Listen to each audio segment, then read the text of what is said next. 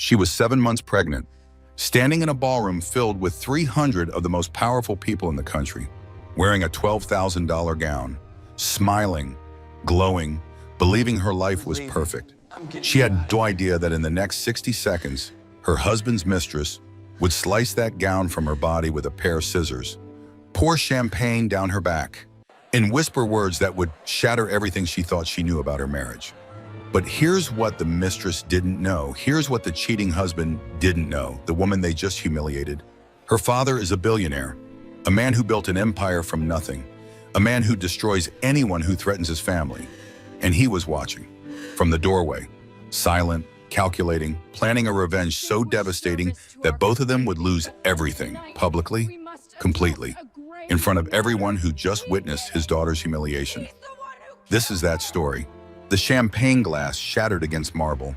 Then came the screaming. Vivian Hartwell Weston stood frozen in the center of the grand ballroom of Hartwell Manor. 300 pairs of eyes turned toward her. The chandeliers above cast 1,000 points of light across the Italian marble floors, each crystal drop worth more than most people's monthly rent.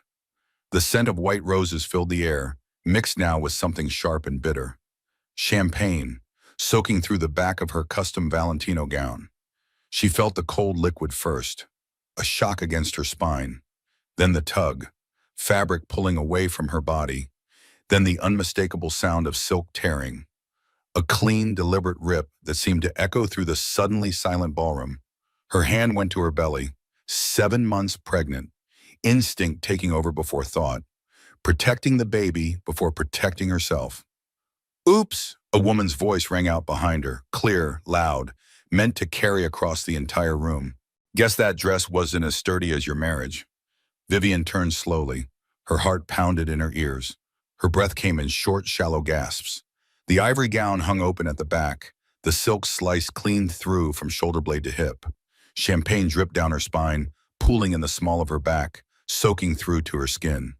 Amber Sinclair stood 3 feet away, red dress like a wound against the white marble floor, scissors in one hand, empty champagne bottle in the other, smiling, that terrible, triumphant smile that Vivian had seen in her nightmares for weeks, because she knew.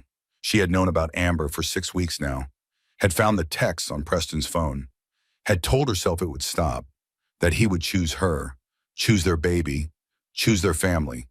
But here was Amber, at her father's charity gala, in the house where Vivian had grown up, where she had gotten married 3 years ago. The ballroom went silent. 300 of the most powerful people on the East Coast.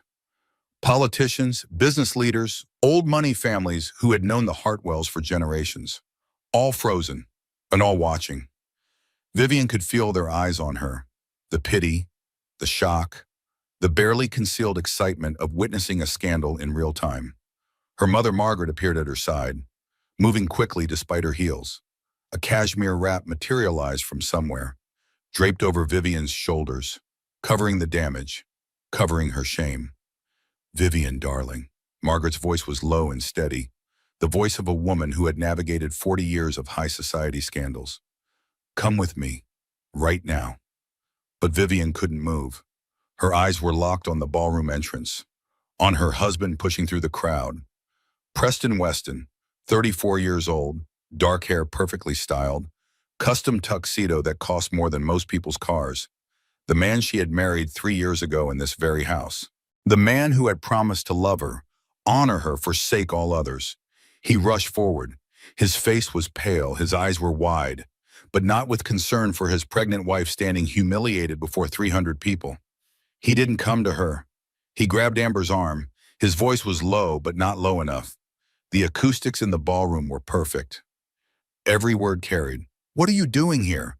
I told you to wait in the car." The words hit Vivian like a second blow.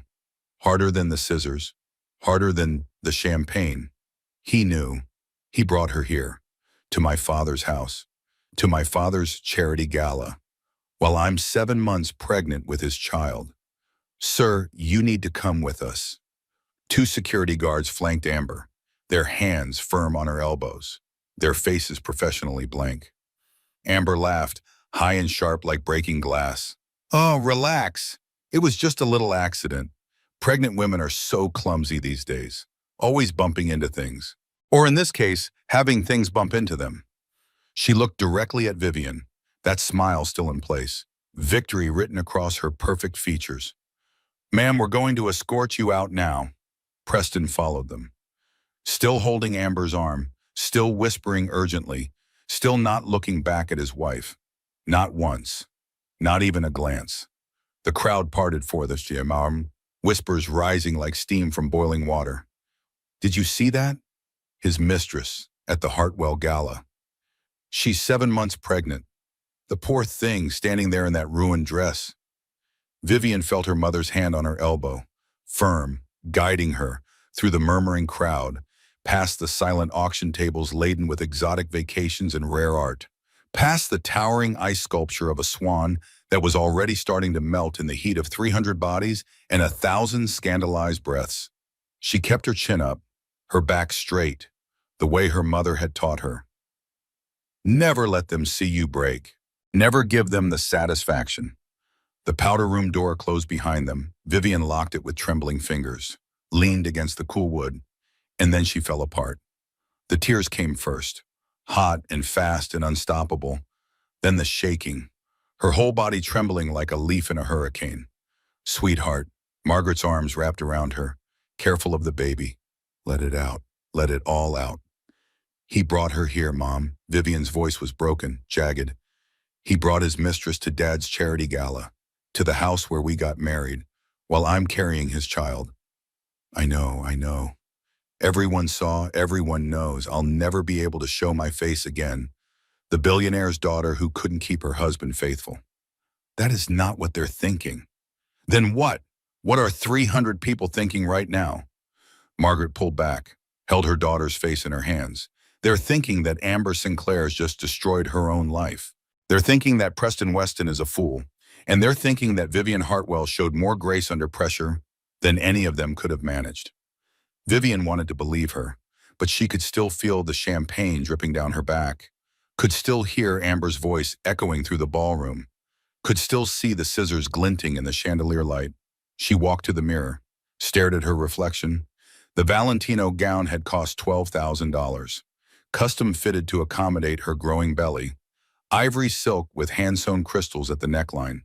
She had chosen it because Preston said ivory made her look like an angel. Now it hung in ruins, the back split open like a gutted fish, champagne stains spreading across the fabric like blood from a wound. She touched the torn edge. Her fingers came away wet and cold. "I need to leave," she said. "I can't stay here. The car will be ready in 10 minutes. "No." Vivian shook her head.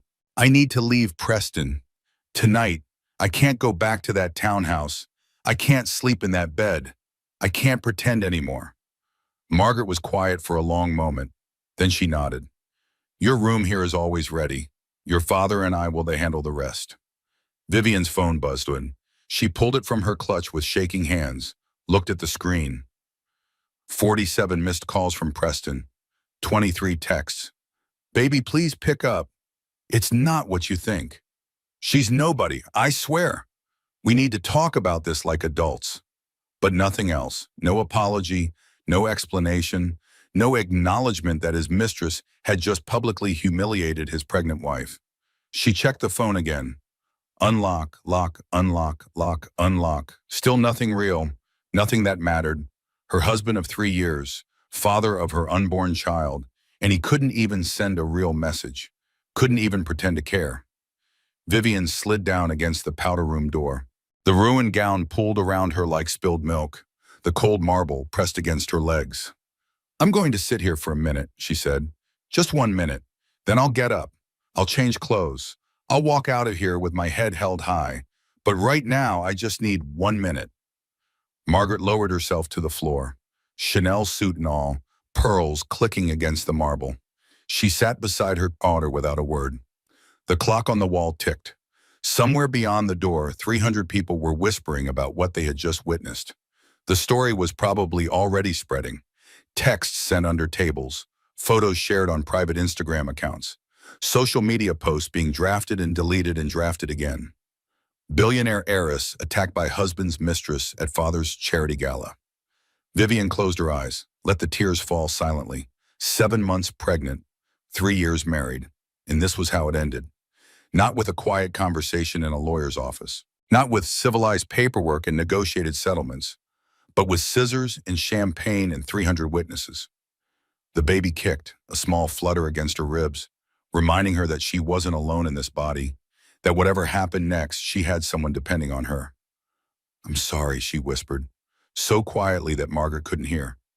"I'm so sorry, little one. I thought I was giving you a family, a mother and a father who loved each other, a stable home." The baby kicked again, harder this time, as if to say, "You're enough. You've always been enough." Vivian placed her hand on her belly, felt the movement beneath her palm. "I'm going to protect you," she said. "Whatever it takes, whatever I have to do. You're going to have a life full of love, even if it's just my love, even if that's all I can give you." Margaret reached over and took her daughter's other hand, squeezed gently. "You're not alone in this, sweetheart. You've never been alone." The door rattled. Door. A knock. "Mrs. Weston?" A voice from outside. "One of the manor staff. Your father is asking for you. He's waiting in the study." Vivian took a deep breath, pushed herself up from the floor, wiped her face with the back of her hand. "I need to change first," she told her mother. "I can't let Dad see me like this. Your old room is just down the hall. I had some of your things brought over for the weekend, just in case." "Just in case of what?" Margaret's eyes were sad, knowing, just in case you needed somewhere safe to land. Vivian walked through the service corridor to avoid the ballroom, her ruined gown leaving a trail of champagne drops on the hardwood floors. Her childhood bedroom was exactly as she had left it. Pale blue walls that she had chosen at 14, white furniture that had seemed so sophisticated at 16, the window seat where she used to read for hours, dreaming of a future full of love and success. Before Princeton, before business school, before she dropped out to marry Preston Weston. She found a simple black dress in the closet, something she had left here months ago during a weekend visit. It barely fit over her belly now. The zipper strained, the fabric stretched. But it would do, it would have to. She caught her reflection in the mirror. Makeup smeared, hair falling from its careful updo, eyes red-rimmed and swollen. This was not the woman who had walked into the gala 3 hours ago. That woman had been confident, glowing, excited to show off her pregnancy at her father's biggest event of the year. This woman looked broken. No, not broken. Cracked. There was a difference. Vivian straightened her shoulders, wiped her face with a damp cloth, pulled her hair into a simple ponytail. She would not be broken. Not tonight. Not by Amber Sinclair. Not by Preston Weston. Not by anyone. Later, she could fall apart. In private, where no one could see, where no one could use her pain against her. But right now, her father was waiting, and Theodore Hartwell had never been a patient man. She looked at herself in the mirror one last time. "You are Vivian Hartwell," she said aloud. "Your great-grandmother survived the Depression. Your grandmother built a business empire from nothing. Your mother has faced down senators and CEOs and never flinched." She lifted her chin. "You will survive this. You will survive him. And when you come out the other side, you will be stronger than ever." The woman in the mirror nodded back at her, still broken, still bleeding, but standing. That was enough for now. Dawn light crept through the curtains of Vivian's childhood bedroom like an unwanted visitor. She hadn't slept. Not really. Every time she closed her eyes, she saw the scissors, the champagne, Amber's smile, Preston's back as he walked away without looking at her. The bed felt wrong, too narrow after years of sleeping in the king-size bed she shared with Preston. Too familiar after years of trying to forget the girl she used to be. Her phone sat on the nightstand, silent now, but it had buzzed all night with texts from friends, acquaintances, people she barely remembered from college and boarding school. "Saw the video. Are you okay?" "OMG, Vivian, what happened? If you need anything, call me. Thinking of you." Video? There was video. Of course there was video. 300 people with smartphones. Someone had recorded the whole thing. Someone always recorded everything these days. Vivian picked up her phone, scrolled through the notifications. 47 missed calls from Preston, 12 voicemails, Hundreds of texts from everyone except the one person who should have been begging for forgiveness in person. She played one of the voicemails. His voice came through the speaker, familiar and foreign at the same time. Vivian, baby, please, pick up. It's not what you think. She's nobody. A mistake. A stupid mistake. But come home. We need to talk about this like adults. You can't just disappear. People are asking questions. My father is furious. Please, baby, just come home. Like adults. As if I'm the one who threw a tantrum. As if I'm the child who can't control herself. And there it was. His father is furious. Not because Preston humiliated his pregnant wife, but because the scandal was making the senator look bad. She deleted the voice without listening to the rest, then deleted all of them, one by one, without hearing Preston's excuses. A knock on the door, soft, familiar. Come in. Diane Caldwell entered carrying 2 cups of coffee and a bag of bagels from that place on Madison Avenue that Vivian used to love, her best friend since boarding school.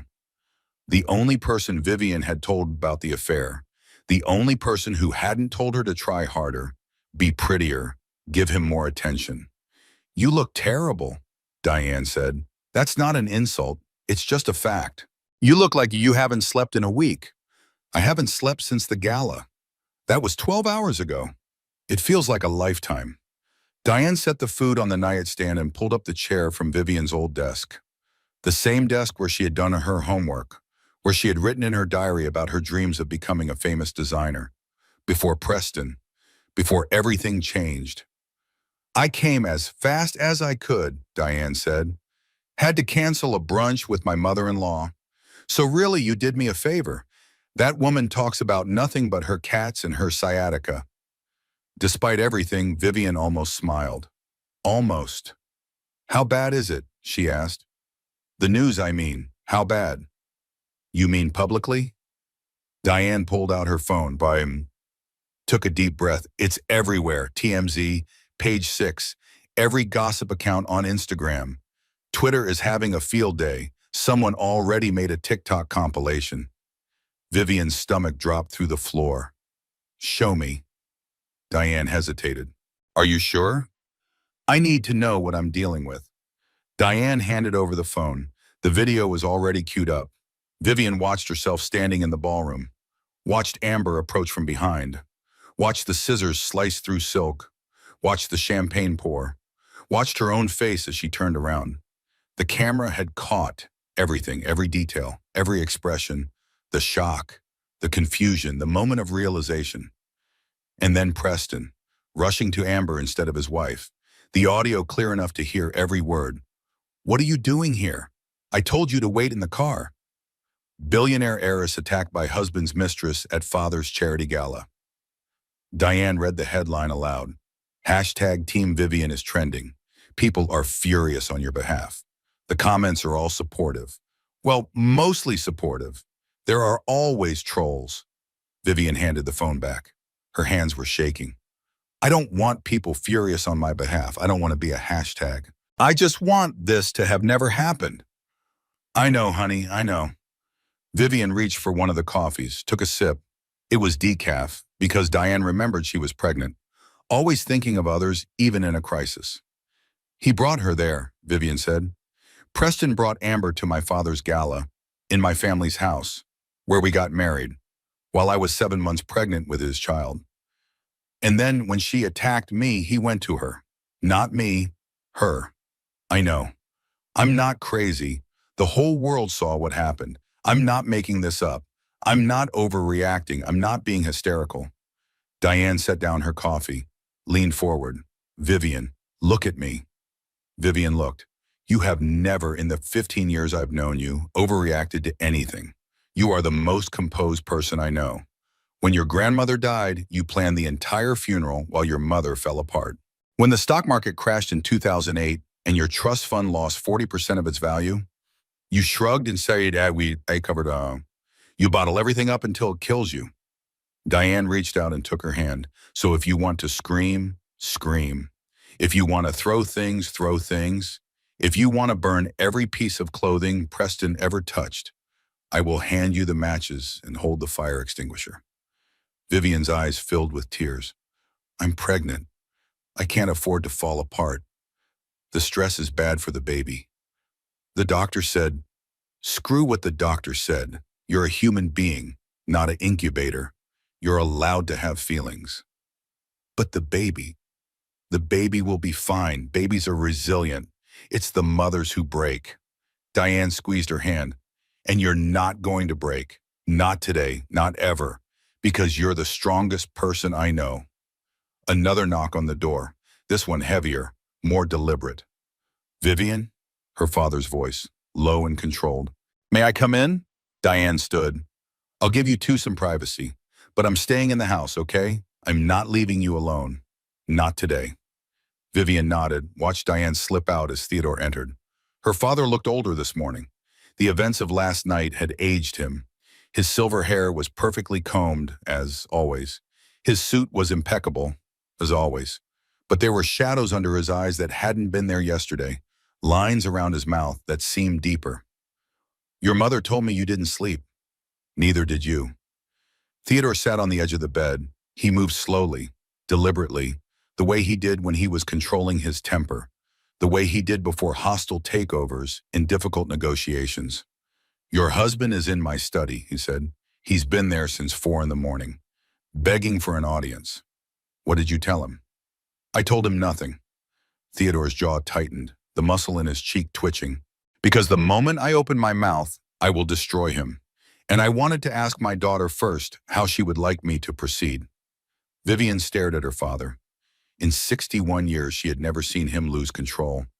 Not during the hostile takeover of Meridian Tech. Not during the Senate investigation into his business practices. Not even when her grandmother died in his arms. But right now, sitting on her childhood bed, she could see the fury burning behind his careful composure. The rage of a father whose pregnant daughter had been attacked in his own home. Dad, she said carefully, what are you thinking? Theodore reached into his jacket, pulled out a manila folder, thick, heavy, full of papers. My security team has been watching Preston for 6 months, and he said. I didn't want to believe it. I hoped the early signs were nothing. A close friendship with a female colleague, some questionable expenses on his corporate card. I told myself I was being paranoid.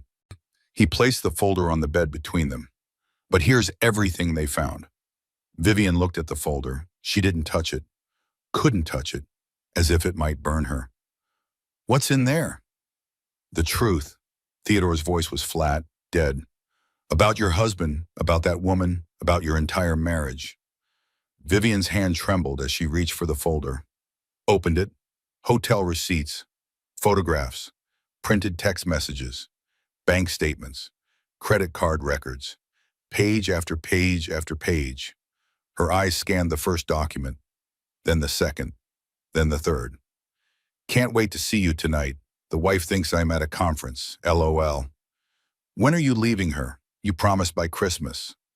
The baby complicates things. Give me time. Vivian's breath caught in her throat. The dates on the messages. She checked them twice, 3 times, 4 times. This one is from your wedding week, Theodore finished. The affair started before you walked down the aisle. He was sleeping with her the night before he married you. While you were having your bachelorette dinner with your bridesmaids, he was in a hotel room with Amber Sinclair. The room tilted. Vivian grabbed the bedpost for support. 3 years, she whispered. He's been lying to me for 3 years. Our entire marriage. Longer than that. Theodore's voice was gentle now, almost sad. The first hotel receipt is from 4 months before your engagement. I believe he started seeing her when you were still dating, when you thought he was falling in love with you. Vivian looked at the photographs, Preston and Amber in a restaurant, holding hands across a white tablecloth, laughing, her head tilted toward his in that intimate way that lovers have. The photo was dated 2 weeks before he proposed. 2 weeks. He was sleeping with another woman 2 weeks before he asked her to marry him. Before he got down on one knee at that restaurant in Paris, before he promised to love her forever. I thought, Vivian's voice broke. She tried again. I thought it was recent. I thought it started when I got pregnant, when I was sick all the time, when I couldn't, when I wasn't. Don't, Theodore's hand covered hers, warm and strong. Don't you dare blame yourself for his choices. This has nothing to do with you. This is who he is, who he has always been. But the timing, I found out about her 6 weeks ago. I thought maybe he was stressed about the baby. Maybe I wasn't giving him enough attention. Maybe if I tried harder. Stop, Theodore's voice was firm. You are carrying his child. You moved across the country for his career. You gave up your design firm to support his ambitions. You dropped out of your master's program because he said he needed you at home. You have given that man everything, and he has repaid you with betrayal. Vivian looked back at the folder. So many pages, so many lies. There's more, isn't there? Theodore nodded slowly. The affair is just the beginning. Preston has been funneling money from his clients' accounts into a shell company. Over $400,000 in the past year. The shell company is controlled by Amber Sinclair. Vivian stared at her father.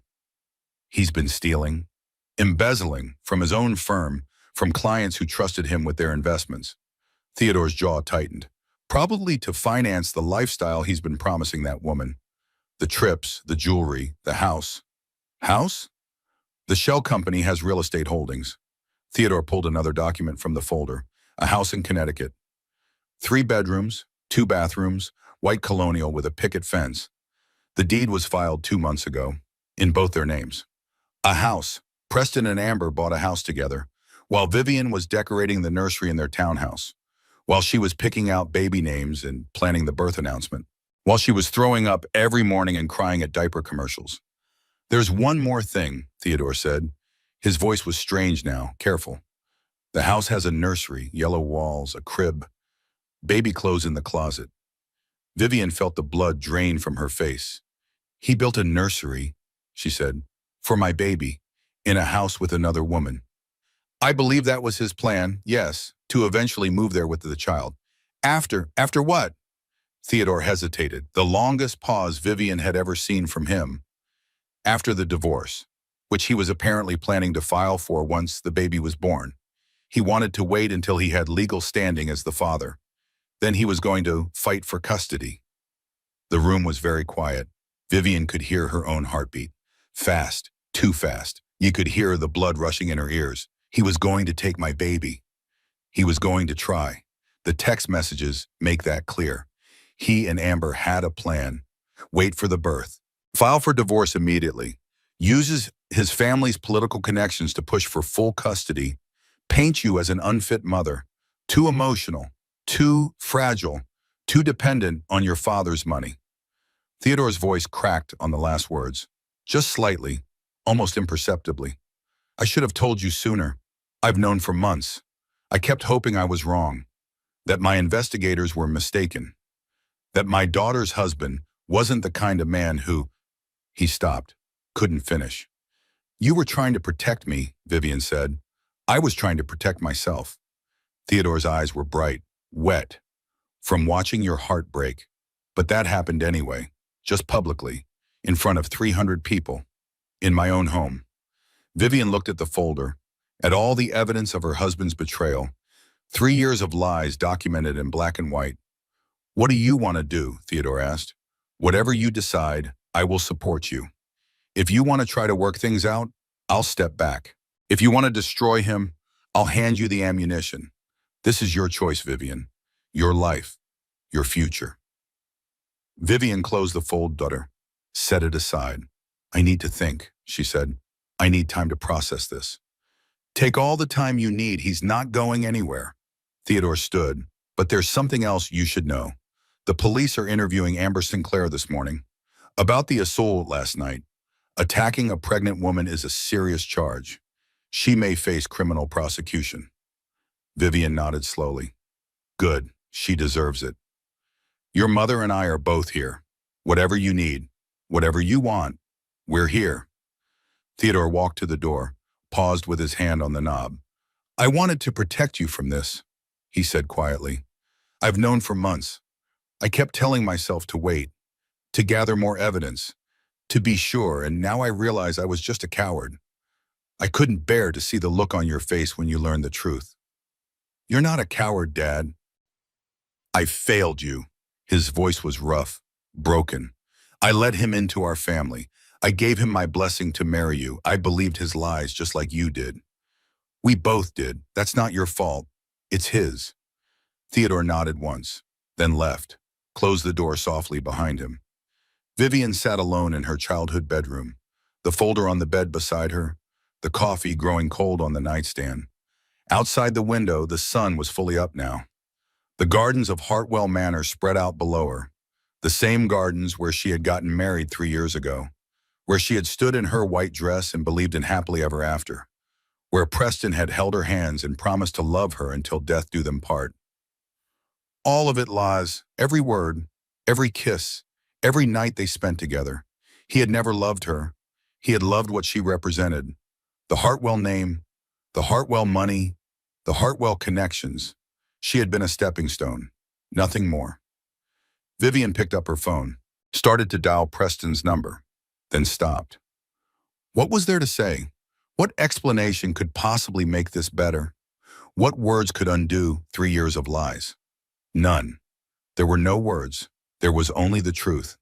And the truth was that her marriage had never been real. Not for a single day. The bathtub filled slowly. Steam rose from the water, fogging the bathroom mirror until Vivian's reflection disappeared into white mist. She sat on the edge of the tub, still in her black dress from the night before. The ruined Valentino gown lay in a pile on the floor where she had dropped it. Gavry silk stained with champagne. Crystals scattered like fallen stars. She should throw it away. The dress, the memories, all of it. But instead she just sat there, watching the water rise, listening to the hiss of the pipes, feeling nothing. 3 years of marriage, but really 0 years of truth. The wedding song floated through her mind. At Last by Etta James. Preston had requested it, said it was perfect for them, said it was exactly how he felt when he finally found her after all those years of searching. Was he thinking about Amber when they danced? When he held her close in front of 200 guests? When he whispered that he loved her? When he promised forever? Had he texted Amber from the bathroom during their wedding reception? Had he slipped away to call her while Vivian was changing out of her dress for the honeymoon flight? The questions were endless. Every memory now tainted with doubt, every moment now suspect. Vivian pulled out the folder Theodore had given her, opened it again, forced herself to read every page. The text messages were the worst part, not the hotel receipts, not the photographs. The text, Preston to Amber, dated 3 months ago. Can't wait for this to be over. Just a few more months and we can be together for real. Amber to Preston, dated 2 months ago. I hate watching her waddle around with that belly. It's like she's trying to trap you with that baby. Preston's response, the baby will make the divorce easier. I'll get sympathy. Single dad trying his best. Judges love that story. He called their daughter a trap. He called Vivian's pregnancy waddling. He was planning to use their baby to win sympathy in court. She had spent the last 7 months terrified of gaining too much weight, of not being attractive enough, of losing him to someone younger and prettier. And the whole time, he was already gone. Had been gone since before they were married. Had never really been there at all. Vivian turned off the water. The tub was full, steam rising like ghosts from the surface. She stripped out of the black dress, left it on the floor with the ruined gown. 2 dresses, 2 disasters, 2 versions of herself that she would never be again. She stepped into the water, still wearing her slip. The silk billowed around her like a second skin. The heat was almost too much, almost painful. But she needed to feel something other than the numbness spreading through her chest. Needed the physical sensation to cut through the fog. She thought about their first date, a charity auction at the Met. She had been 26, fresh out of business school, ready to take on the world, ready to build her design firm, ready to become someone. Preston had bid on a painting she wanted, a small watercolor by an unknown artist. Nothing valuable, just something that spoke to her. He outbid her by $500, then walked over with that smile she had thought was charming. Seemed like you really wanted that painting, he had said. Tell you what, have dinner with me and I'll give it to you. She had laughed, said he was arrogant, said she didn't need some man to buy her things, said she could afford her own paintings. But she had dinner with him anyway, and by the end of the night, she was half in love. How much of that was real? How much was calculated? Had he known who she was before he approached? Had he researched the Hartwell family? Had he targeted her deliberately? The questions were poison, but she couldn't stop asking them. Vivian sank deeper into the water, let it cover her shoulders, her collarbone, just her face above the surface. The baby kicked, a small flutter against her ribs, a reminder that she wasn't alone in this body. "I'm sorry," Vivian whispered. "I'm so sorry you got me as a mother, someone so stupid she couldn't see what was right in front of her." The bathroom door opened. Margaret stood there, already dressed for the day. Chanel suit as always, pearls as always, hair and makeup perfect as always. She looked at her daughter in the bathtub, at the ruined clothes on the floor, at the folder of evidence sitting on the counter. Without a word, she lowered herself to the tile floor, sat with her back against the cabinet, just like she had in the powder room last night, just like she had done when Vivian was a child and afraid of thunderstorms. "I read the text," Vivian said, her voice echoed strangely against the water. "The things he said about me, about the baby." Margaret nodded. "I know. Your father showed me. He called the pregnancy a trap, like I tricked him into it. Like I—" Vivian's voice broke. She tried again. "We tried for 8 months. 8 months of negative tests. 8 months of crying every time I got my period. 8 months of fertility appointments and hormone treatments. And he was planning to use our baby as a sympathy ploy in the divorce. Men like Preston don't understand love," Margaret said. "They understand ownership, strategy, getting what they want. They use the language of love because they know it works. But the feeling behind it is empty. I thought he loved me." "Of course you did. He's very good at pretending. That's what makes men like him so dangerous." Vivian stared at the ceiling, water lapping at her chin.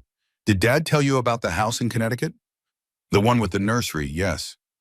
They painted the wall, baby girl Weston, not Hartwell Weston, just Weston, as if I never existed, as if they were going to erase me completely." "I know, sweetheart. And there's something else."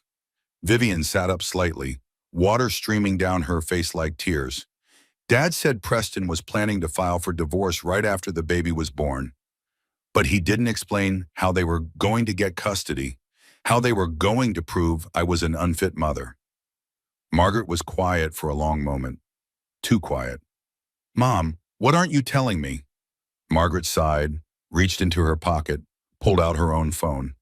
"I had my own people look into this. After your father showed me the file, I wanted to know what we were really dealing with." She handed the phone to Vivian. A photograph filled the screen.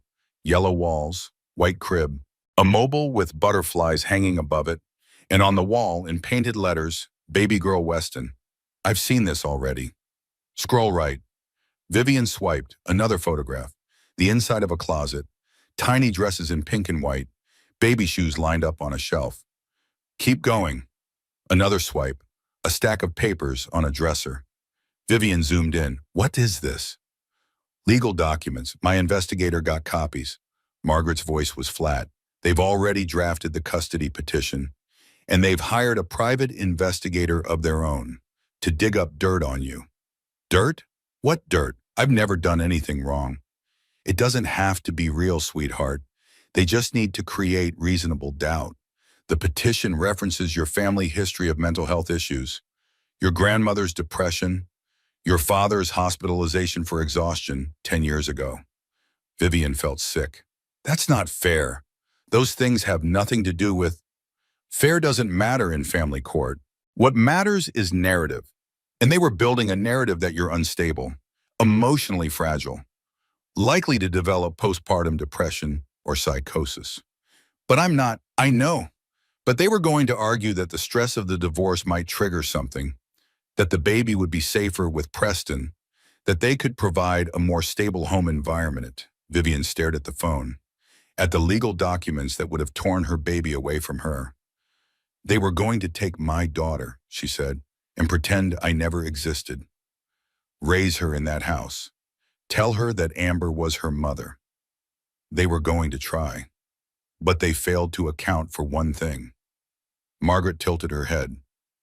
"What's that?" You, Dad, this family. Vivian set down the phone. We don't lose. Not when it matters. Not when it's blood. Something shifted in her chest, the numbness cracking. Something hotter beneath. I want him gone, she said, her voice stronger now. I want him out of my life. I want her prosecuted for assault. And I want my daughter to grow up knowing that her mother is not someone to be discarded. Not someone to be erased. Not someone to be replaced by a woman in a red dress. Margaret reached up and took her daughter's hand. That's the Vivian, I raised. The Vivian who graduated valedictorian. The Vivian who got into every graduate program she applied to. The Vivian who built a design firm from scratch before she was 25. I gave all that up for him. Then take it back, take it all back, and build something better. A knock on the bathroom door. Diane's voice through the wood. Vivian, your father needs you in the study. He says it's important. Vivian pulled herself from the tub, water streaming down her body, pooling on the tile. Margaret handed her a towel. Whatever happens next, remember who you are. Not Preston's wife, not a victim. You are Vivian Hartwell, and Hartwells don't break. We crack, Vivian said, but we don't break. Exactly. 20 minutes later, Vivian stood in her father's study, dressed in simple clothes, hair still damp from the bath. Theodore sat behind his mahogany desk. Charles Pemberton, the family attorney, sat across from him, papers spread between them like evidence at a trial. Close the door, Theodore said. This is family business. Vivian closed the door, took a seat beside Charles. What's happening? Charles cleared his throat. He looked uncomfortable, like a man about to deliver terrible news. We've been reviewing Preston's finances as part of the preliminary divorce filing, going through bank records, corporate accounts, personal transactions. And there are some additional complications beyond the embezzlement in the house in Connecticut. Vivian steeled herself. Tell me everything. I'm done being protected from the truth. Charles slid a document across the desk. The townhouse where you and Preston live. The title is in your name. Your father purchased it as a wedding gift. Vivian nodded. I know. The mortgage payments have been coming from Preston's business account, part of your financial arrangement with him. He insisted on contributing something, even though the house was a gift. I remember it was a compromise. His pride was wounded by accepting so much from my family. Well, those payments stopped 8 months ago. Vivian stared at him. What? The mortgage hasn't been paid since the month you announced your pregnancy. The bank has sent multiple notices, warnings of foreclosure. They've all been redirected to Preston's office address. You never saw them. He stopped paying the mortgage the month I got pregnant? It appears so. Charles's face was carefully neutral, professional, but Vivian could see the anger behind his eyes. Additionally, the money he's been funneling to the shell company, part of it came from the funds that should have gone to your mortgage. He's been robbing one account to feed another. Theodore's hands were flat on the desk, controlled, but Vivian could see the tension in his shoulders, the barely contained rage. He's been using my daughter's home as collateral for his affair, Theodore said, while she was pregnant with his child. While she was planning a nursery in that house, he was setting up another nursery in Connecticut. There's more. Charles pulled out another document, his hand shaking slightly. We traced the shell company's assets more thoroughly. Besides the house in Connecticut and the bank accounts, there's a life insurance policy. On the company? No. Charles hesitated. On you. The room went very quiet. Vivian felt the blood drain from her face. He took out a life insurance policy on me? 18 months ago, without your knowledge or signature, though he somehow obtained documentation that appeared to show your consent. Charles's voice was tight. Preston is listed as the sole beneficiary. The policy is worth $2 million. Vivian's hand went to her belly. The baby kicked, as if sensing her distress. Is that even legal? Technically, spouses can take out policies on each other, but combined with everything else, the affair, the embezzlement, the house, the custody plans, it paints a concerning picture. Theodore stood, walked to the window, his back to the room. I want him destroyed, he said quietly. So quietly that Vivian almost didn't hear. Financially, professionally, socially. I want him to have nothing left. Not a dollar, not a friend, not a shred of reputation. Dad, Theodore turned. His eyes were bright with something that might have been tears, might have been rage, probably both. He bought a nursery for your baby in his mistress's house. He took out a life insurance policy with you as the payout. He has been systematically planning to either leave you or... He stopped, couldn't finish. The unspoken word hung in the air, heavy as a stone or worse. Vivian's hand pressed harder against her belly. The baby kicked again. "What do we do now?" she asked, her voice small but steady. Charles gathered his papers. "First, we secure the townhouse. Your father will cover the back payments and will remove Preston from any claim to the property. Second, we file for divorce on grounds of adultery and financial misconduct. Third, we wait," Theodore said. "The police investigation into the assault is ongoing. If Amber Sinclair is charged, it strengthens our position. It establishes a pattern of aggression and conspiracy, and it gives us time to gather more evidence." "Evidence of what?" Theodore's jaw tightened.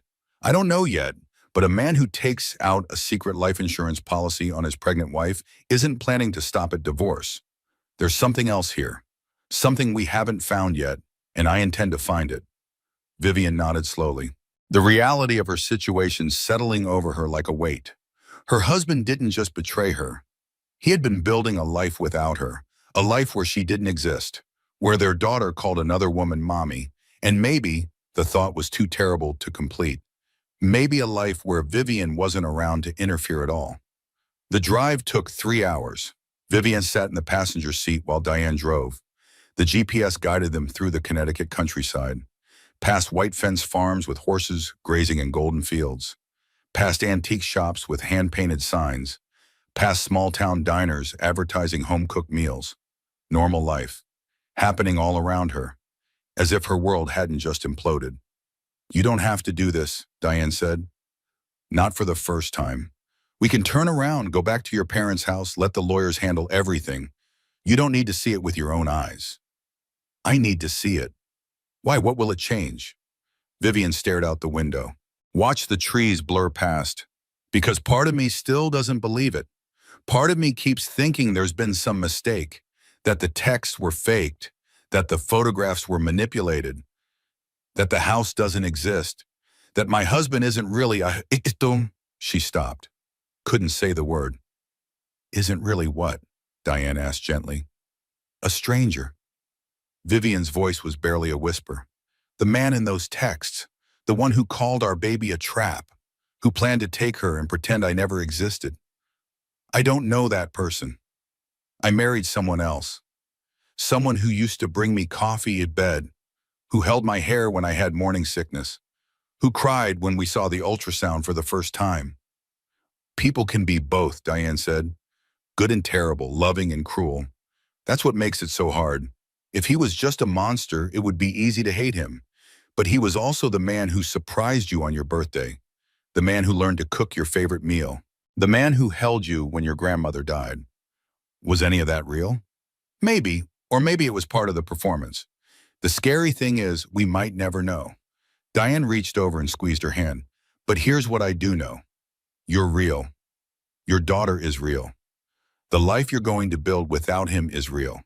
And that's what matters." They drove in silence for another 10 minutes.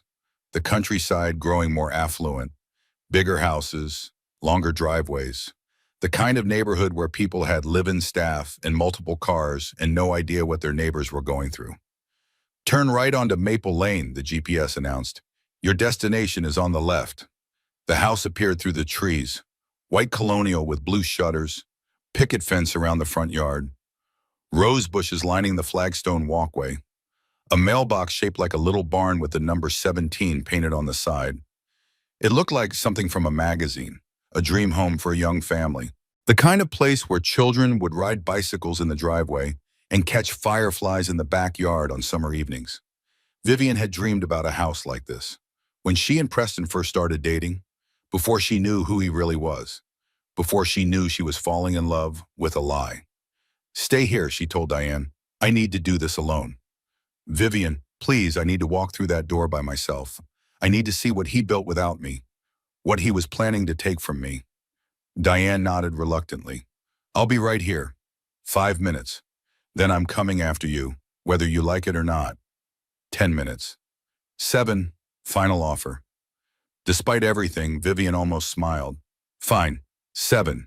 She got out of the car, walked up the flagstone path, past the perfectly trimmed hedges, past the welcome mat that said, Home Sweet Home, in cheerful script.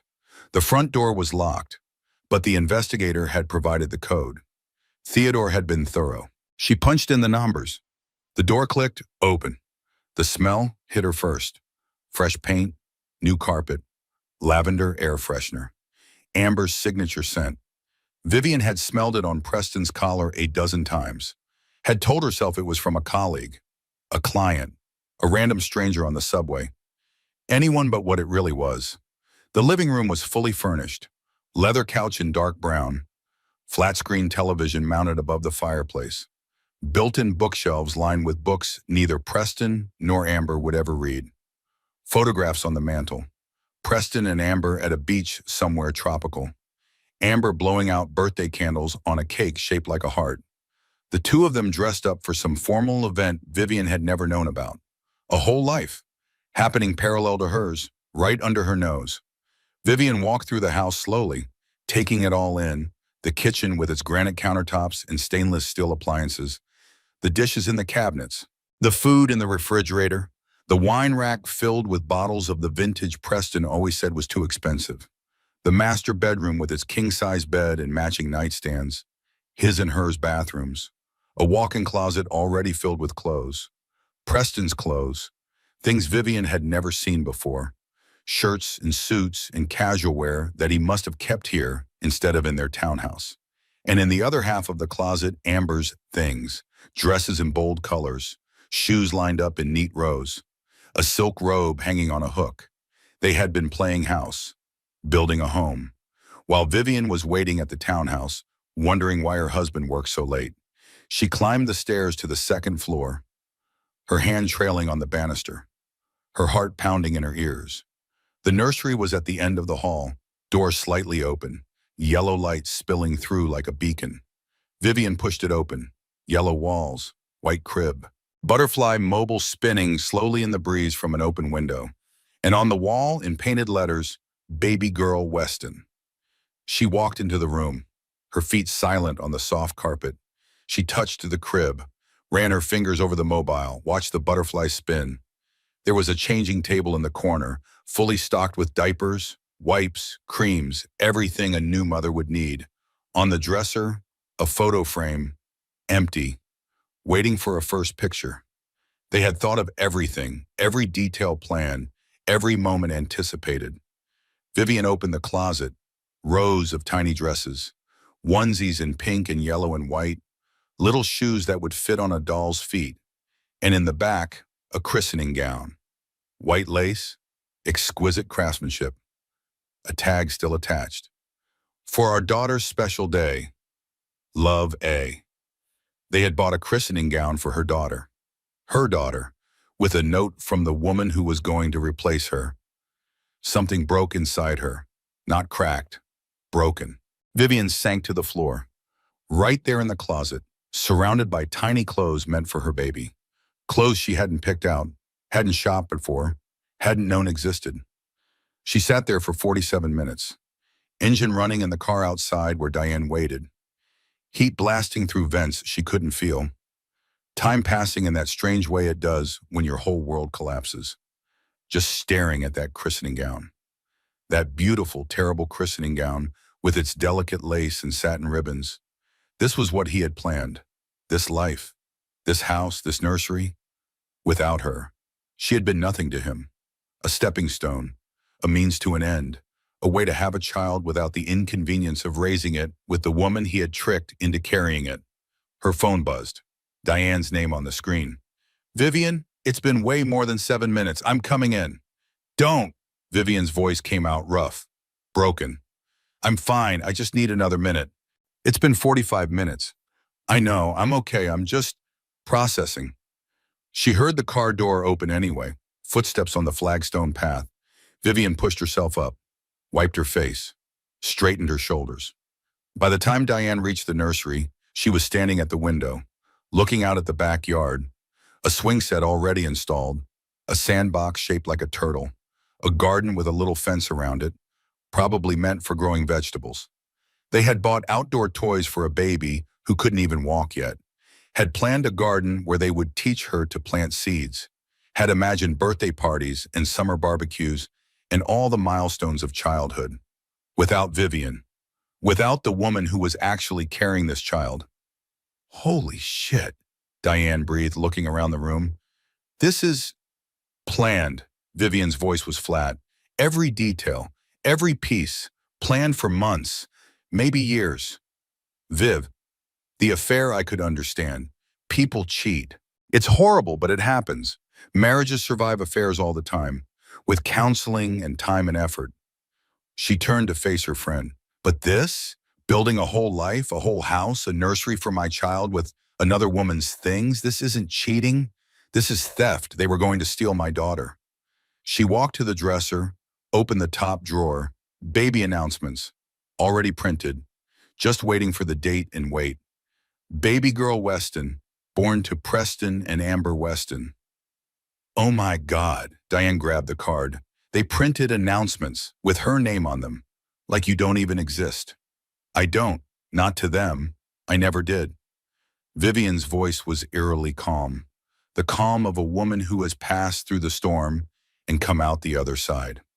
To Preston, I was just a connection to my father's money and influence, an incubator for the child he wanted. And to Amber, I was an obstacle, the wife standing between her and the life she thought she deserved. That's insane. They could never get away with this. Couldn't they? Vivian looked at her friend. Preston's father is a senator. They have money, connections, lawyers who specialize in making inconvenient people disappear. And I would have been, what? The crazy ex-wife making accusations? The hormonal pregnant woman nobody believed? The truth of it settled over them both, heavy as the summer heat. This wasn't just an affair. This was a conspiracy, a plan to steal a child and erase a woman from existence. Vivian walked out of the nursery, down the stairs, through the living room with its fake family photos. She didn't look back. What now? Diane asked, following her to the car. Vivian opened the passenger door, sat down, buckled her seatbelt, placed her hands on her belly where the baby was kicking like she knew something was wrong. Now I stop being sad, she said, and start being angry. The townhouse felt different now. Vivian stood in the foyer of the home she had shared with Preston for 3 years. The marble floors she had chosen herself, the antique mirror she had found at an estate sale, the carefully curated art on the walls that told the story of their life together. All of it tainted now. All of it lies. The movers were coming tomorrow. But right now it was just her, and the ghost of a marriage that had never been real. She had spent 3 days at her parents' house, 3 days reading through evidence, meeting with lawyers, planning her next move, learning the full scope of her husband's betrayal. Now it was time to face him. Preston's car was in the driveway. He was supposed to be at work. But according to her father's security team, he had called in sick all week, hiding from the scandal. From her. Vivian found him in the living room, sitting on the couch they had picked out together at a showroom in Tribeca, the same couch where they had cuddled watching movies, where they had made love on their first anniversary, where he had probably been texting Amber while Vivian cooked dinner. He looked terrible, unshaven, dark circles under his eyes, wrinkled clothes that might have been the same ones he wore yesterday. Good. Let him suffer. Let him feel even a fraction of what she had been feeling. Vivian. He jumped up when he saw her, relief flooding his face. Thank God, I've been trying to reach you for days. Where have you been? Are you okay? Is the baby? Stop. Her voice was quiet, but something in it made him freeze mid-sentence. Just stop. Preston stood there, mouth open, whatever speech he had rehearsed dying on his lips. Vivian walked past him, set her purse on the coffee table, pulled out the folder Theodore had given her. I know everything, she said. The affair that started before our wedding, the money you stole from your clients, the house in Connecticut, the nursery with yellow walls and butterfly mobiles, the christening gown Amber picked out for my daughter. Preston's face changed, the mask of concern slipping. Something harder beneath, something she had never seen before in 3 years of marriage. Your father had no right to investigate me. That's invasion of privacy. That's, that's what? Illegal? Like embezzlement? Like wire fraud? Like taking out a life insurance policy on your pregnant wife without her knowledge? Preston was quiet. She could see him recalculating, adjusting his approach. I can explain all of that, he said, his voice softer now, reasonable. If you'll just give me a chance. The insurance policy was supposed to be a surprise, a gift, something to protect you and the baby if anything happened to me. The policy names you as the beneficiary, not me. You. Another pause. Another recalculation. A clerical error. I'll have it fixed immediately. In the house, the nursery, the baby announcements with Amber's name? Preston ran his hands through his hair, a gesture Vivian used to find endearing. Now it just looked calculated. You weren't supposed to find that. Obviously. It wasn't. He took a step toward her. You have to understand. Amber and she understands me in ways you never did. She supports my ambitions. She believes in me. She doesn't need her father to buy her everything. I see. So this is my fault for having a wealthy family? That's not what I said. It's what you meant. Vivian stood her ground, didn't flinch, didn't step back. Let me make sure I understand this correctly. You've been sleeping with another woman since before our wedding. You've been stealing money from your clients to buy her a house. You've been planning to divorce me, take our baby, and raise her with your mistress. And this is somehow my failing? Because my family has money? Preston's face hardened, the charming mask falling away completely now. You're always working, always busy with your family's foundation, always too tired because of the pregnancy. His voice turned bitter, ugly. We haven't had sex in 4 months, Vivian. 4 months. What did you expect me to do? I'm 7 months pregnant. My body is building a human being. I'm exhausted and nauseous and my feet are so swollen I can barely walk. And your response is to sleep with another woman? You don't understand what it's like. Being married to you. Everything is about the Hartwell name, the Hartwell reputation, the Hartwell money. I'm just an accessory, the son-in-law who gets trotted out at charity events. So you built another life where you could be the star, where you could be the successful one, with a woman who doesn't have a family name to compete with. Is that so wrong? Preston stepped closer, his eyes pleading now, manipulating. I just wanted to feel important, Vivian, to feel like I mattered. Amber makes me feel like I matter. And our daughter? Adar, does she make you feel important too? Or is she just a prop for your custody battle? A way to get sympathy from judges? Preston's jaw tightened. Who told you about the custody plans?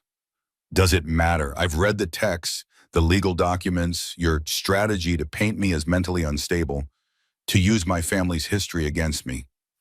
That wasn't, don't lie to me. Vivian's voice cracked like a whip. Not anymore. You've been lying for 3 years. Don't you dare lie now. Silence, heavy and thick between them. Preston sat down on the couch, his head in his hands. I didn't plan for this to happen, he said, his voice muffled. Amber and we started as friends, colleagues, and then one night we had too much to drink and 4 months before our engagement. What? That's when the first hotel receipt is dated, 4 months before you proposed to me. Which means you were sleeping with her when you were telling me you wanted to spend the rest of your life with me. When you were shopping for engagement rings. When you were asking my father for his blessing. Preston looked up, something like fear in his eyes. How do you know all this? My father's security team is very thorough. Vivian crossed her arms over her belly. So here's what's going to happen. You're going to pack your things. You're going to leave this house. And you're never going to contact me again except through lawyers. You can't do this. This is my home too. The title is in my name. My father paid for it. And you haven't made a mortgage payment in 8 months. Vivian smiled. It didn't reach her eyes. I can do whatever I want. And right now, I want you gone. Preston stood, his face ugly now, the charm stripped away completely. You think you've won? His voice was a snarl. Your father can't protect you forever. And that baby is mine too. I have rights. I'll fight for custody. I'll drag this through every court in the country. You'll what? Use the custody petition you already drafted? The one where you accuse me of mental instability based on my grandmother's depression? Vivian stepped closer, her voice low and deadly. I have copies of everything, Preston. Every text, every document, every receipt.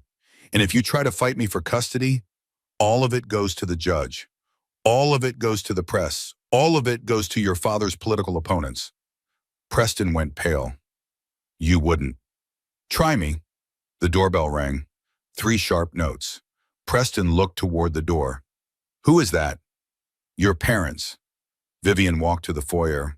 I invited them. I thought they should hear this directly from me. Senator Richard Weston and Gloria Weston stood on the doorstep. Richard in his customary dark suit, Gloria in pearls and designer clothes, both wearing the same expression of controlled concern. Vivian. Richard's voice was carefully modulated, political, practiced. Thank you for reaching out. I think we can all agree that cooler heads need to prevail here. Come in. They followed her to the living room. Preston stood up when he saw them, his face cycling through emotions, relief, fear, calculation, before settling on something like hope. Mom, Dad, I didn't know you were coming. We thought it best to discuss this as a family. Richard sat in the armchair like he owned it. Gloria perched on the edge of the couch beside her son. Before things escalate any further, before anyone says something they can't take back. Vivian remained standing, looking down at all of them. Things have already escalated, Senator. Your son brought his mistress to my father's charity gala. She attacked me with scissors while I'm 7 months pregnant. And your family's response has been to close ranks and protect him. Gloria spoke up, her voice dripping with false sympathy. My son made a mistake. That's all. Men do this, Vivian. It's unfortunate, but it's not the end of the world. Women in our position learn to look the other way, to maintain appearances, to protect the family. She cut my dress with scissors while I was carrying your grandchild. She shouldn't have done that. Gloria's voice was prim, dismissive. But perhaps if you had been more attentive to your husband's needs, perhaps if you had made more of an effort to— Don't! Vivian's voice was ice. Don't you dare suggest that I caused this. Your son has been lying to me since before our wedding. He stole money from his clients. He bought a house with his mistress. He took out a life insurance policy on me worth $2 million. And you're suggesting I should have been more attentive? Richard's face went carefully blank, political mask firmly in place. I'm sure there's a reasonable explanation for all of that. The explanation is that your son is a con artist. Vivian turned to Preston. Tell them about the house, the nursery, the baby announcements with Amber's name. Tell them about your plan to take our daughter and erase me from her life. Preston looked at his parents, then at Vivian, then back at his parents. She's exaggerating, he said finally. Pregnancy hormones. You know how women get. Emotional, irrational, reading things into innocent situations. Something in Vivian snapped. How women get. She pulled out her phone, showed them the photographs. The nursery with yellow walls, the christening gown with Amber's note, the printed announcements. This is how women get? Building evidence files because their husbands are planning to steal their children? Gloria glanced at the photos. Her face tightened, but she didn't back down. That doesn't prove anything? It could be anyone's house, anyone's nursery. The deed is in Preston and Amber's names. The mortgage payments come from the shell company Preston set up to embezzle funds from his clients. And the nursery is decorated with my daughter's name on the wall. Vivian's voice was steady. Do you need me to spell it out more clearly? Richard stood, his political smile firmly in place, the smile he used when delivering bad news to constituents. Vivian, I understand you're upset, but making threats won't help anyone. Let's all take some time to calm down. Then we can discuss this like reasonable adults. Work out an arrangement that benefits everyone. An arrangement? Vivian laughed. The sound was sharp and broken. You mean an arrangement where I keep quiet about your son's crimes in exchange for maintaining the family image? Where I smile at press events and pretend my husband isn't a criminal? I'm sure we don't need to use words like criminal. What word would you prefer, Senator? Embezzler, thief, fraud? Richard's smile flickered, just for a moment. We'll be in touch, through lawyers if necessary. I look forward to it. They left, Gloria with her chin held high, Richard already on his phone, probably calling his own lawyers. Vivian turned to face Preston, alone now, just the two of them in the home they had shared. You have until tomorrow morning to pack your things, she said. After that, the locks will be changed and security will be posted. If you try to enter this property, you'll be arrested for trespassing. This isn't over, Vivian. Yes, it is. This marriage, this lie, it's over. She walked toward the stairs. When the baby is born, we'll work out custody through the courts. But you will never again be welcome in my life, or in my daughter's life, if I have anything to say about it. She's my daughter too. Vivian turned, looked at him one last time. Then you should have acted like her father instead of a thief and a liar. She climbed the stairs, went to the master bedroom, and started packing her own things. Everything that mattered, everything that was hers, everything that reminded her of who she was before Preston Weston walked into her life and convinced her that love was real. Tomorrow she would go back to Hartwell Manor, back to her childhood room, back to parents who loved her unconditionally, and then she would fight. The movers came at 7 in the morning. Vivian stood in the townhouse foyer, directing traffic. Preston's golf clubs. Preston's collection of first edition novels, he had never actually read. Preston's awards from his firm's annual galas. Preston's everything, and all of it boxed up, all of it loaded onto a truck, all of it leaving her life forever. Where should this go? One of the movers held up a framed photograph. Vivian and Preston on their honeymoon in Bali, standing in front of a temple, smiling like the future was bright. Trash pile. Vivian didn't hesitate. All the photos, every single one. Diane appeared at her elbow with coffee. You sure about that? You might want them someday. For closure. I don't need photos for closure. I need him gone. The doorbell rang. Vivian's stomach tightened. Gloria Weston stood on the doorstep. Perfect makeup despite the early hour. Perfect hair. Perfect fury barely contained behind her society smile. May I come in? No, Gloria pushed past her anyway, surveyed the chaos of moving boxes with obvious disdain. So it's true. You're really throwing him out. I'm divorcing him. He has until noon to collect anything the movers miss. After that, security takes over. You're making a terrible mistake. Gloria's voice dripped with false concern. The same voice she had used at charity events and country club luncheons for decades. Preston loves you, Vivian. He's made mistakes, yes, but this whole situation has been blown completely out of proportion. Your son built a nursery in his mistress's house, with my baby's name on the wall. He was confused, stressed, the pressure of the pregnancy, the expectations from your family. Gloria stepped closer, her perfume cloying and sweet. You haven't exactly been easy to live with lately, dear. Always tired, always complaining. A man has needs. Vivian stared at her mother-in-law. This woman she had tried so hard to please for 3 years. Hosting dinner parties, attending charity events, smiling through condescension and criticism, pretending not to notice the little digs about her weight, her clothes, her career choices. All of it pointless. All of it wasted effort. Mrs. Weston, Vivian's voice was flat. Your son brought his mistress to my father's charity gala. She physically attacked me while I'm 7 months pregnant. She cut my dress with scissors and poured champagne on me in front of 300 people. Gloria waved her hand, dismissive, as if discussing a minor inconvenience. A misunderstanding. The girl is clearly disturbed, but that doesn't mean you should throw away your marriage. In what universe is that a misunderstanding? In what universe is attacking a pregnant woman something that can be overlooked? Men have needs, Vivian. Gloria repeated it like a mantra. Your job as a wife is to meet those needs. Clearly, you failed.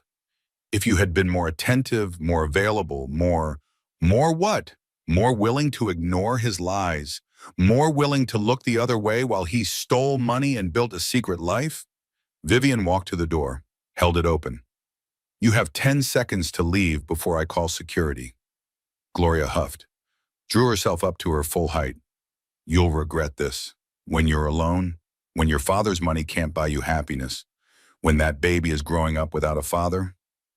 My baby will have a father, just not your son. Vivian smiled, cold, hard. Now get out and don't contact me again. Any communication goes through my lawyer. Gloria left, her heels clicking on the marble steps, her back rigid with fury. Vivian leaned against the doorframe, breathing hard. Diane appeared beside me. I heard that whole thing from the kitchen. You were amazing. I feel like I'm unang to throw up. That's the adrenaline and probably the pregnancy. Have you eaten today? Vivian shook her head. Sit down, I'm making you breakfast. They moved to the kitchen. Diane started pulling things from the refrigerator. Eggs, cheese, the fancy bread Vivian had special ordered from that bakery downtown. She blamed me, Vivian said. Gloria blamed me for Preston's affair, said I should have been more attentive to his needs. Of course she did. That's what people like her do. Blame anyone except the precious son they raised wrong. Protect the family name at all costs. Vivian sat at the island, watching Diane cook, the familiar sounds and smells somehow comforting. 3 years, she said. I spent 3 years trying to be the perfect wife for that family, hosting their dinners, attending their events, smiling when Gloria criticized my cooking, laughing when Richard made inappropriate jokes about women in politics. I know. And none of it mattered, because I was never good enough for them. I was just the Hartwell daughter, a name, a connection, a way to access my father's money and influence. Diane set a plate in front of her, scrambled eggs with cheese, toast with butter, a glass of orange juice. Eat, doctor's orders. You're not a doctor. No, but I'm your best friend, which is better. Eat. Vivian ate, the food settling her stomach, settling her nerves. Her phone rang, her father's number. Vivian, Senator Weston just called me. Let me guess, he wants to negotiate, make this all go away. He offered to pay for Preston's treatment at a private facility, make it look like a mental health crisis rather than criminal behavior. Addiction, sex addiction, specifically. Very trendy diagnosis these days. Vivian laughed, bitter, sharp. What did you tell him? I told him that my daughter would make her own decisions about her marriage and her future, and that if he tried to interfere with the legal proceedings, I would make sure every news outlet in the country knew about his involvement in covering up his son's crimes. You didn't. I did. Theodore's voice was grim. This is war now, Vivian. They started it when that woman attacked you. We're going to finish it. Vivian looked around the townhouse, the boxes, the movers, the empty spaces where her marriage used to be. Dad, she said, I want to come home, to the manor, just until the baby is born. Your room is already prepared. Your mother has been decorating the nursery all week. She wanted to surprise you. A real nursery? For our family? A real nursery, with green walls and a crib that's been in the Hartwell family for 4 generations, where your grandmother slept, where your mother slept, where you slept, and now where my granddaughter will sleep. Vivian's eyes filled with tears. Thank you, Dad. Family protects family. That's what we do. That's what we've always done. She hung up, looked at Diane. I'm moving back to my parents' house. Today, as soon as the movers are done here. I figured, Diane grinned, and want some help packing your actual stuff? The stuff you're keeping? They spent the rest of the day sorting through Vivian's belongings, clothes that fit her pregnant body, books she actually wanted to read again, the small collection of art she had accumulated over the years, the jewelry her grandmother had left her, the photo albums from before Preston, everything that was truly hers, everything that didn't have Preston's fingerprints on it, everything that reminded her of who she used to be. By evening, the townhouse was half empty. Vivian stood in the doorway of what had been their bedroom. The bed was still there, the furniture, but all the personal touches were gone. It looked like a hotel room. Anonymous, cold, a space where strangers might sleep without ever knowing each other. Starting over feels impossible, Vivian said quietly, but staying feels worse. Diane came to stand beside her. That's not a bad thing. Impossible just means it hasn't been done yet. It doesn't mean it can't be done. Vivian nodded, turned off the light. Tomorrow she would go back to Hartwell Manor, back to her childhood room with its pale blue walls, back to parents who had loved her since before she was born. And then she would figure out how to build a new life, one without Preston Weston in it, one where she was enough, just as she was. The cramps started at 3 in the morning. Vivian woke in her childhood bedroom at Hartwell Manor, pale blue walls, white furniture, the window seat where she used to read for hours as a teenager, all of it familiar, all of it safe. But something was wrong, something sharp and painful low in her belly. She lay very still, waiting, hoping it was nothing, just the baby moving, just Braxton Hicks' contractions. The doctor had warned her about those. Another cramp, harder this time, sharp as a knife. No, she whispered. Please, not yet. She was only 32 weeks. Too early? 8 weeks too early. The baby wasn't ready. Her lungs weren't fully developed. Her immune system wasn't strong enough. Vivian reached for her phone, called her mother. Mom, her voice shook. Something's happening. With the baby, I need help. 20 minutes later, she was in the back of her father's car, Margaret beside her, holding her hand. Theodore driving faster than he had ever driven in his life, running red lights, honking at slower cars, his hands white-knuckled on the steering wheel. The hospital was bright and cold, fluorescent lights, beeping machines, nurses in scrubs moving with practiced efficiency. Rebecca Collins met them at the entrance, Vivian's OB/GYN since the beginning of the pregnancy. Calm, professional, reassuring. Let's get you checked out, she said, helping Vivian into a wheelchair. Try to stay calm. I know that's hard, but stress is the worst thing right now. For you and the baby. Calm, right. Stay calm while your body tries to expel your baby 8 weeks early. Stay calm while your whole world falls apart. The examination took forever. Monitors attached to her belly, blood pressure checked every few minutes. Ultrasound performed with cold gel and a gentle technician. Vivian stared at the ceiling, counting the acoustic tiles, trying not to think about what might be happening, about what she might lose. Finally, after what felt like hours, Dr. Collins came back. The baby is fine, she said, a smile breaking through her professional mask. Strong heartbeat, good movement, no signs of distress. Vivian let out a breath she hadn't known she was holding. Then what happened? What caused the cramps? Your blood pressure is elevated. Significantly elevated. We're seeing some warning signs of preeclampsia. Dr. Collins sat on the edge of the bed, her face serious now. Vivian, I need you to understand something. The stress you've been under, the scandal, the divorce, all of it is affecting your body, and your body is affecting the baby. I can't just stop being stressed. My husband is a criminal. His mistress attacked me. His family is trying to take my baby. How am I supposed to not be stressed? I know it's not that simple. Dr. Collins took her hand, but I need you to try. Complete bed rest for the next 2 weeks. Minimum, no work, no confrontations, no drama of any kind. Your body needs to calm down or we may have to deliver this baby early. And at 32 weeks, that comes with significant risks. Margaret squeezed Vivian's other hand. We'll make sure she rests, whatever it takes. I mean it, Doctor. Collins said.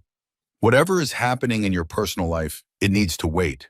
Your health and your baby's health come first. Everything else is secondary. Vivian nodded, but her mind was racing.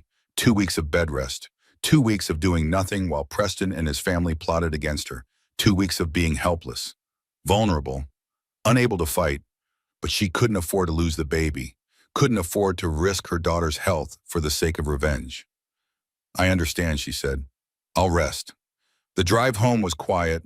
Vivian lay in the back seat, her head in her mother's lap, the streetlights passing overhead like slow-motion stars.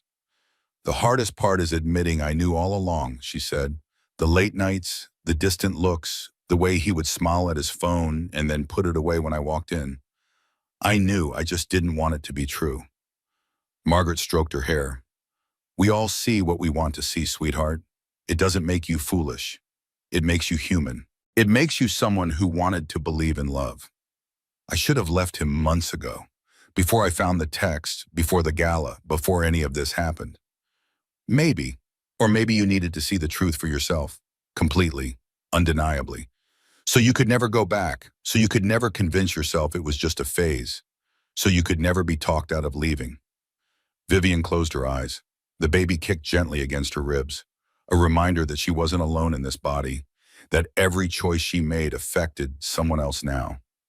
2 weeks, she could do 2 weeks, and then she would fight, with everything she had. The bedroom at Hartwell Manor had been transformed during her hospital visit. Fresh flowers on every surface, a new television mounted on the wall, books stacked on the nightstand, a mini refrigerator filled with her favorite snacks. Your father went a little overboard, Margaret admitted, but he didn't know what else to do. Men always want to fix things, and when they can't fix them, they buy things instead. It's perfect. It's exactly what I needed. Vivian crawled into bed, pulled the covers up to her chin, let herself sink into the pillows. Mom, she said, can you stay for a little while? Margaret kicked off her shoes, climbed onto the bed beside her daughter, like she used to do when Vivian was small and afraid of thunderstorms. For as long as you need, they lay there in silence. Mother and daughter, the morning light growing stronger outside the windows.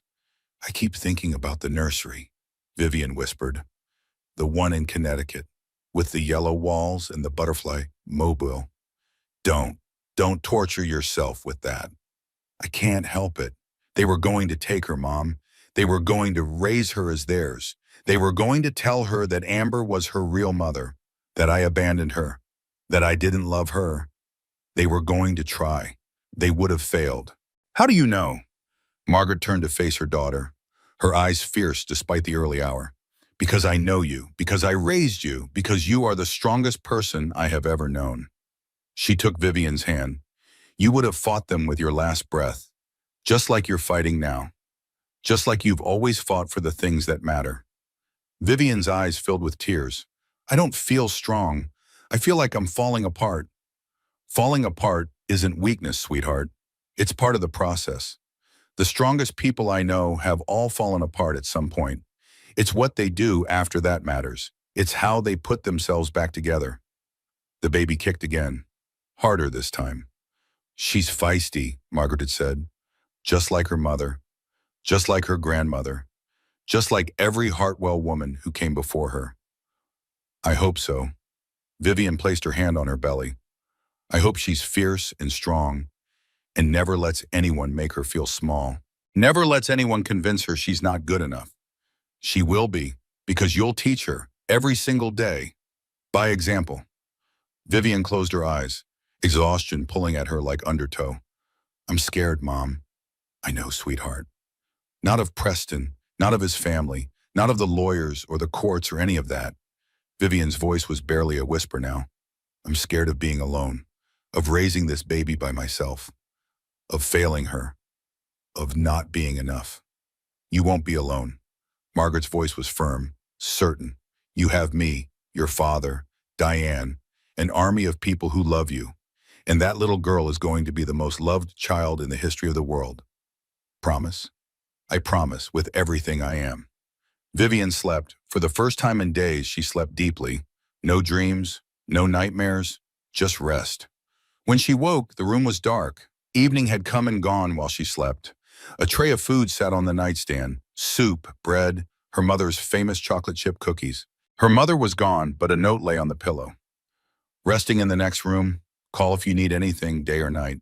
Love you forever, Mom. Vivian reached for her phone, No messages from Preston, good. Maybe he had finally given up. But there was an email from Amber Sinclair. She almost deleted it without reading. But something made her open it. I'm sorry about the gala. I lost control. I shouldn't have done what I did. But you need to understand, he loves me. He's loved me for years. You were the obstacle. The mistake he made before he knew what he really wanted. Let him go, and this can be civil.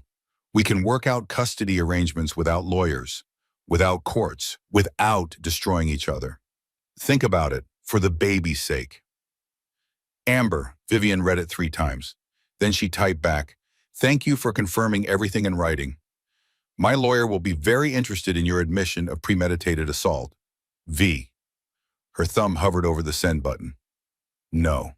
The revenge isn't the point. The piece is. She deleted the response without sending. Instead, she forwarded the email to Charles Pemberton with a note. From Amber Sinclair, unsolicited, might be useful in the divorce proceedings. Then she put down the phone. "You don't get to win," she whispered to the empty room. "Not by dragging me down to your level. Not by making me as petty and vindictive as you. I'm better than that." The baby kicked in agreement. Vivian smiled. For the first time in days, she actually smiled. She wasn't broken, just cracked. And cracks could be repaired. With time, with love, with the fierce determination she had inherited from her father. 2 weeks of rest, then the reckoning. 3 weeks later, Vivian was 35 weeks pregnant, stable, healthy, ready. Theodore knocked on her bedroom door. His face was calm, too calm, the way it got before a major acquisition, the way it got when he was about to destroy a competitor. "The annual shareholders gala is tomorrow night," he said. "Same venue, Hartwell Manor." Vivian's stomach tightened.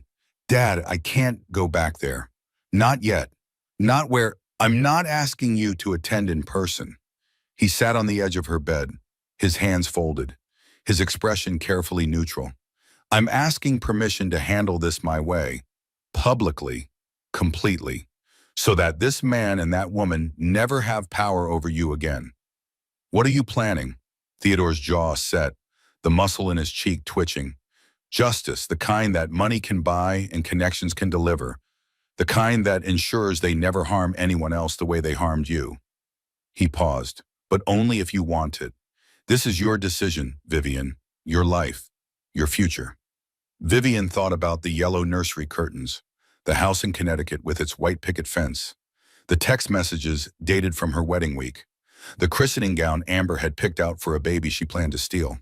"Do it," she said. "Oh, all of it. Whatever you have planned, I want them to face consequences, real consequences." Theodore nodded once, stood. "Watch the live stream tomorrow night. I think you'll find it satisfying." The next evening, Hartwell Manor glittered with 1,000 lights, crystal chandeliers, white roses. 300 of the most powerful people on the East Coast gathered in the same ballroom where Vivian's life had fallen apart. She watched the live stream from her bedroom. Diane beside her with a bowl of popcorn and sparkling cider. "Your father really knows how to throw a party," Diane said, "even when the party is actually an execution." The camera panned across the ballroom. Preston stood near the bar, looking uncomfortable in his tuxedo. His father, Senator Weston, whispered urgently in his ear, probably giving last-minute instructions on how to manage the situation. And then Vivian saw her. Amber Sinclair, red dress, standing by the garden doors. As if the last gala had never happened, as if she belonged there. "She's there," Vivian breathed. "He brought her again. After everything." Diane leaned forward. "Oh, this is going to be good." Theodore took the podium at the front of the room, silver hair perfectly combed, black tuxedo impeccable. The picture of old money and quiet power. "Good evening," and he began, his voice carrying easily across the silent ballroom. "Many of you were here 3 weeks ago. Many of you witnessed what happened to my daughter in this very room." The crowd shifted, murmurs rippled through the assembly.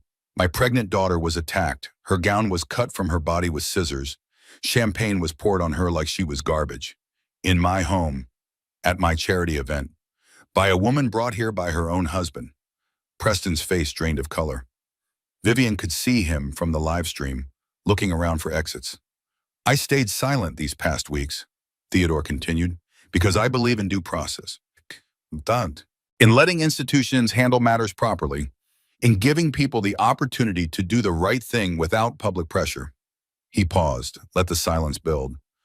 "But tonight I want to share something with all of you. I want you to see what really happened and what has been happening behind closed doors for the past 3 years."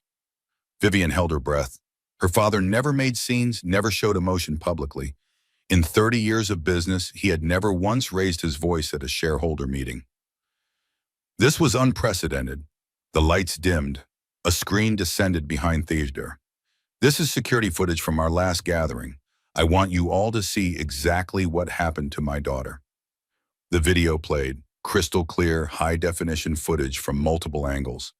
Amber approaching Vivian from behind, the scissors glinting in the chandelier light. The deliberate cut through expensive silk, the champagne bottle tilting. Vivian's face as the liquid soaked through her gown. And then the audio, enhanced and crystal clear. Oops, guess that dress wasn't as sturdy as your marriage? Gasps echoed through the ballroom. The video continued, Preston rushing over, not to his pregnant wife, to his mistress. His voice captured perfectly on the recording. What are you doing here? I told you to wait in the car. Theodore paused the video, let the words echo. He knew. He brought her. This was not a random act by a disturbed stranger.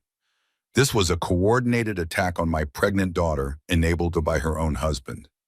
His voice remained steady throughout, almost pleasant, conversational. That's what made it terrifying. Preston Weston, please stand. Preston didn't move. His father grabbed his arm, forced him to his feet. Mr. Weston sits on the board of 3 companies that rely on Hartwell Capital: Meridian Tech, Coastal Ventures, Sterling Partners. Theodore paused. Let each name sink in. As of 9 o'clock this morning, that capital has been withdrawn. All of it. $47 million. Murmurs became gasps. The Securities and Exchange Commission has also received documentation regarding Mr. Weston's creative accounting practices, specifically the $400,000 funneled to a shell company over the past year. A shell company controlled by his mistress. Money stolen from clients who trusted him. Theodore turned his gaze to Amber. She froze by the garden doors, her red dress suddenly looking less like a fashion statement and more like a target. Miss Sinclair, please, don't leave. The evening is just beginning. 2 security guards stepped in front of the exits, blocking her path. Amber Sinclair, Theodore continued, marketing consultant. That's what her business cards say. In reality, she has been Preston Weston's partner in more than just adultery. The shell company, Sinclair Solutions, LLC. It received funds that were misappropriated from client accounts. That's not infidelity, that's fraud. That's embezzlement, and as of this afternoon, it's a federal crime. Amber's face went white.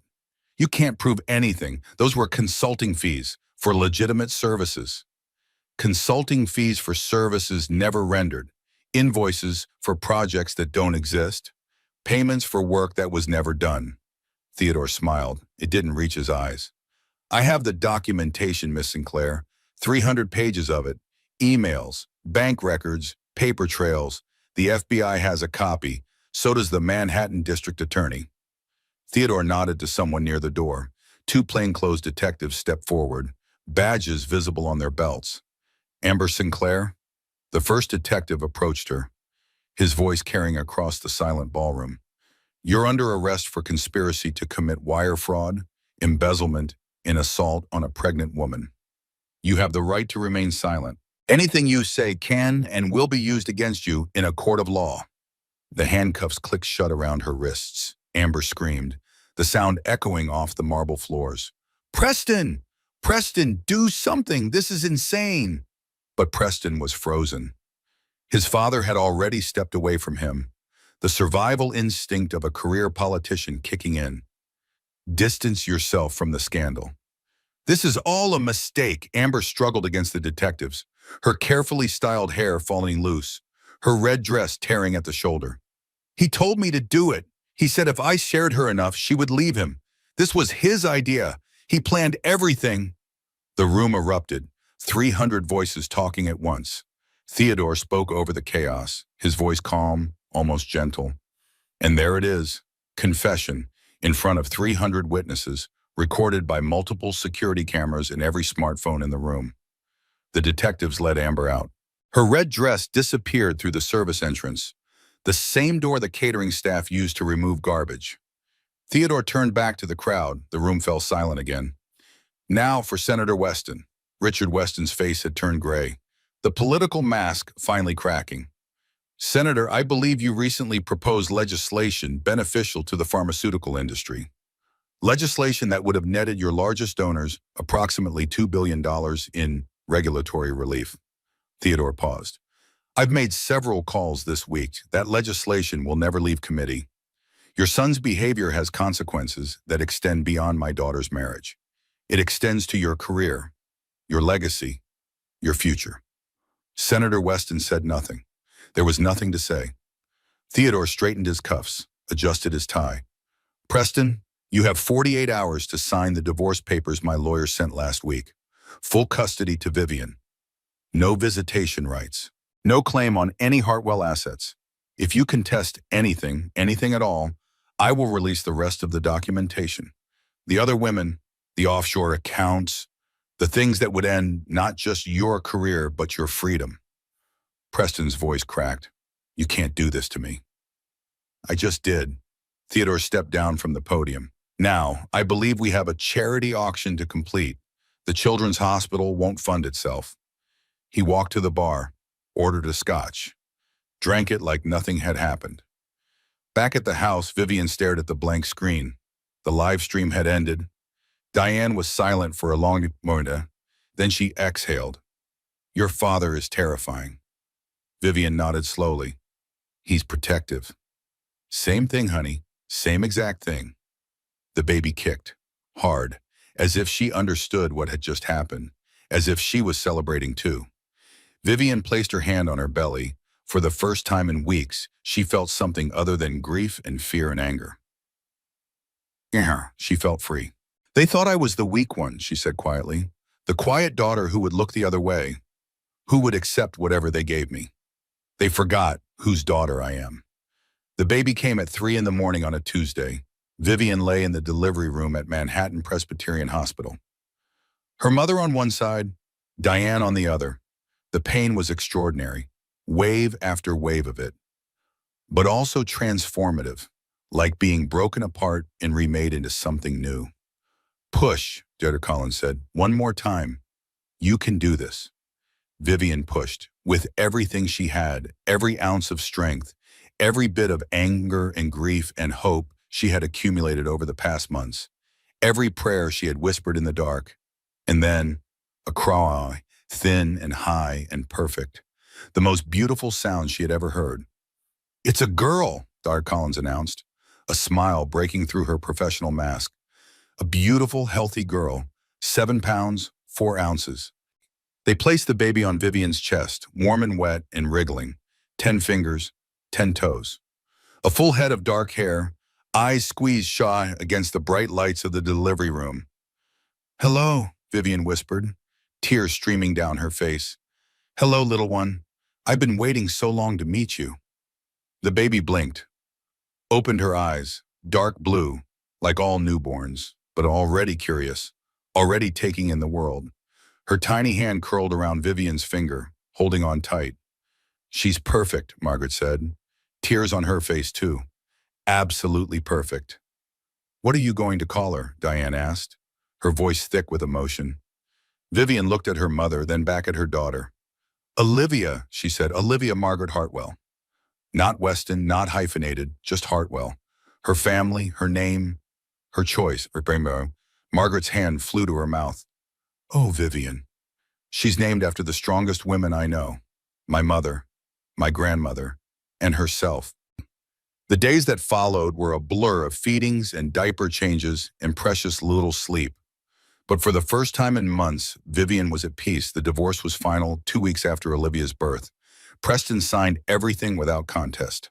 Full custody to Vivian. No visitation rights, no claim to any property or assets. He didn't fight, couldn't fight. Theodore's evidence had been too comprehensive. His choices were simple: sign the papers and walk away, or face criminal prosecution alongside Amber. He chose to walk away. Amber's trial was scheduled for spring. Wire fraud, embezzlement, assault on a pregnant woman. The charges carried 15 to 20 years if convicted, and she would be convicted. Theodore had made absolutely sure of that.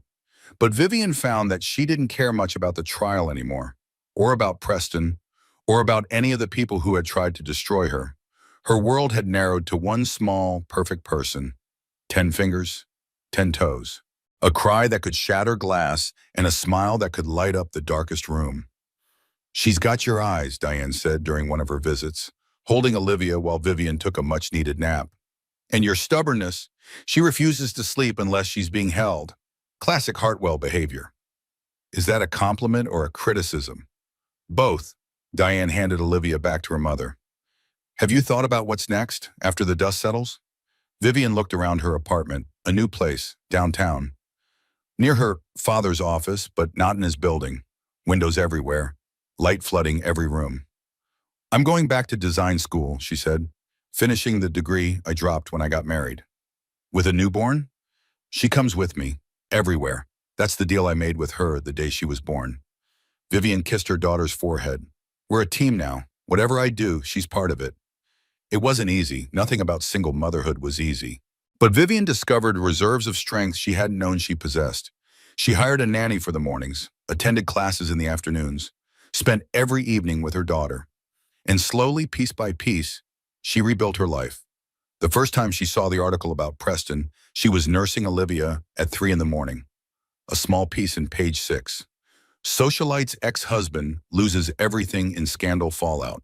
She read the headline, looked at the photograph of Preston leaving a courthouse. Haggard, defeated.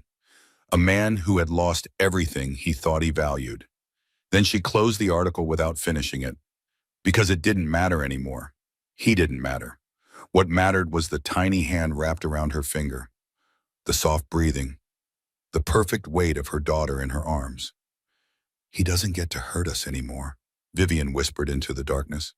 I won't let him. Olivia made a small, satisfied sound. Already asleep, already at peace. Vivian smiled. This was what freedom felt like. Not the absence of pain, not the erasure of memory, but the presence of something worth fighting for, something worth living for.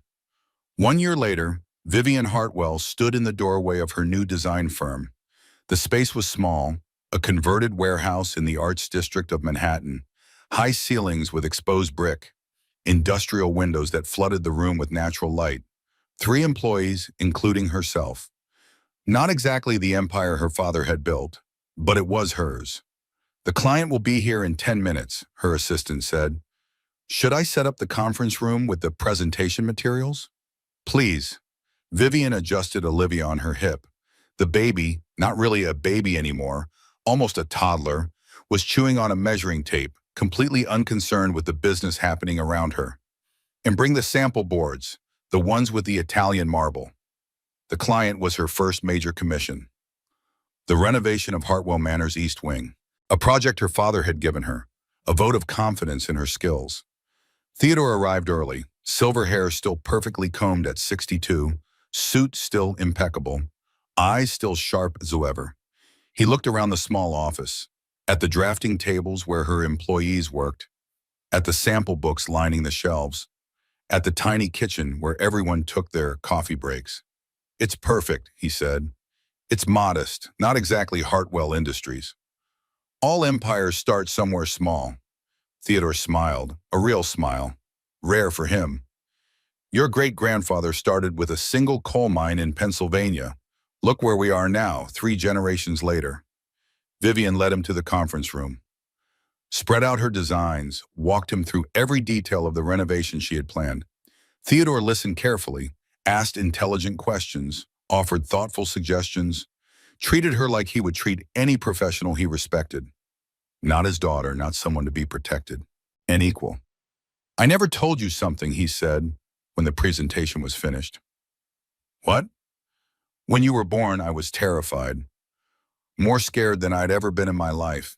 He looked out the window at the city below. I had built an empire by that point, controlled thousands of employees, made decisions that affected millions of dollars every day. But this tiny baby girl in my arms, I had no idea what to do.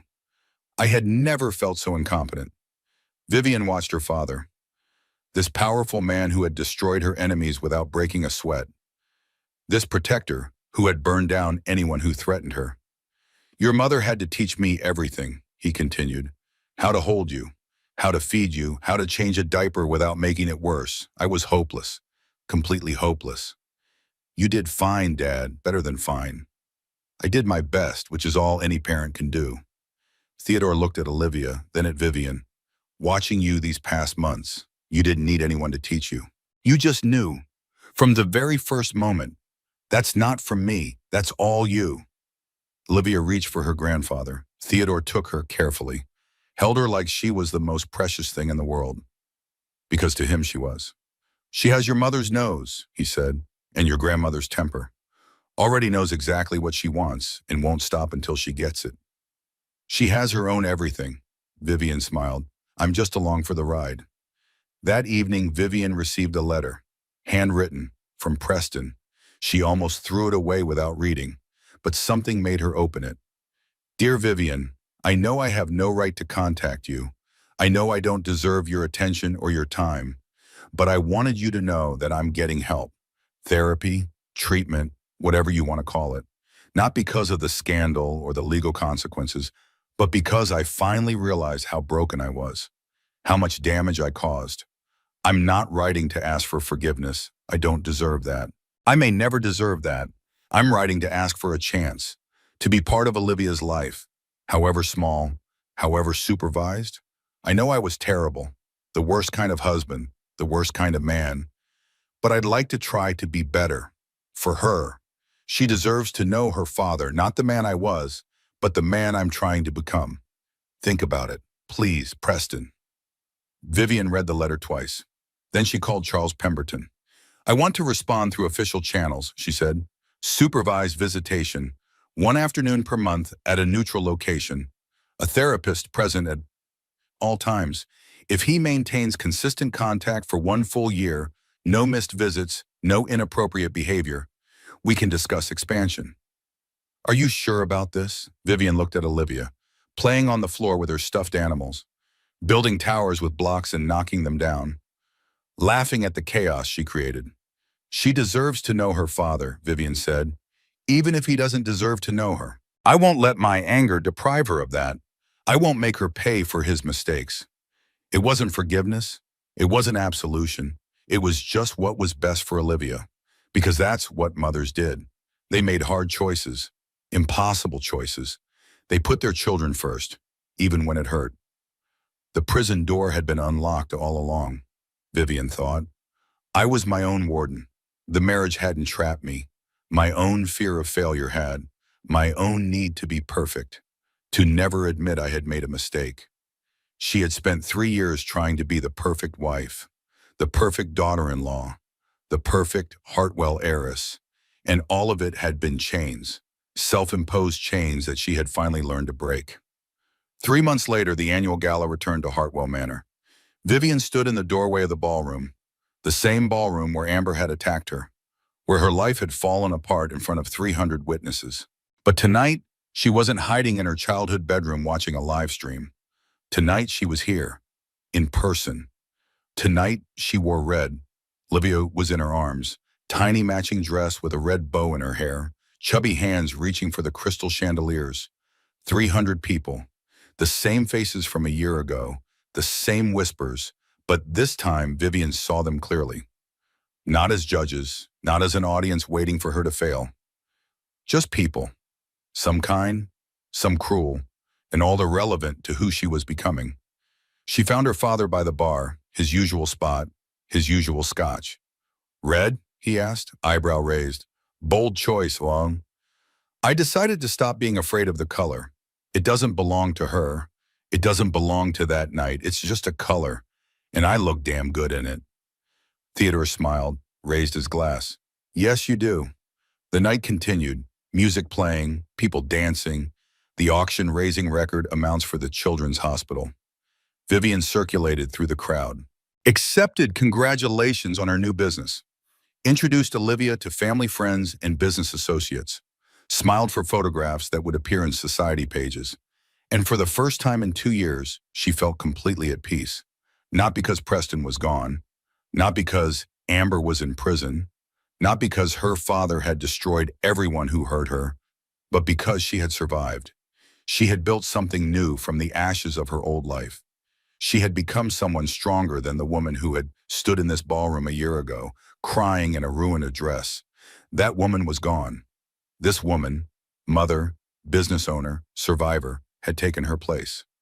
Margaret appeared at her elbow. Ready to go home? Vivian looked around the ballroom one last time. At the chandeliers, the white roses, the marble floors, the place where her world had ended and begun again. Yes, she said, I'm ready.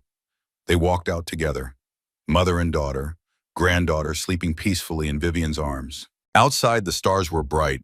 The air was cold with the promise of winter. The future stretched ahead like an open road. Vivian looked up at Hartwell Manor, at the windows glowing with warmth and light, at the house where she had grown up, where she had gotten married, where she had been humiliated, where she had found her strength again. I used to think this house was my whole world, she said, that nothing existed outside these walls, that I would never be anything more than a Hartwell daughter, a Weston wife. And now? Now I know the world is so much bigger, and I can't wait to show it to her. She kissed Olivia's forehead.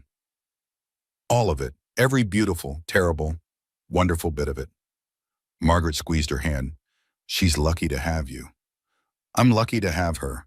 She saved my life. Vivian smiled. She gave me a reason to fight, a reason to rebuild, a reason to become someone I can be proud of. They got into the car, drove away from the manor, into the darkness, into the future. Olivia stirred in her car seat, made a small sound, then settled back to sleep. Sweet dreams, little one, Vivian whispered.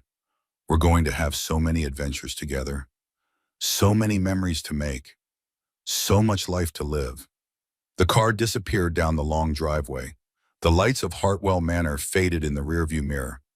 But for Vivian, it wasn't an ending. It was a beginning, the first page of a story she would write herself, in her own words, on her own terms. And this time, no one would write her out of her own narrative.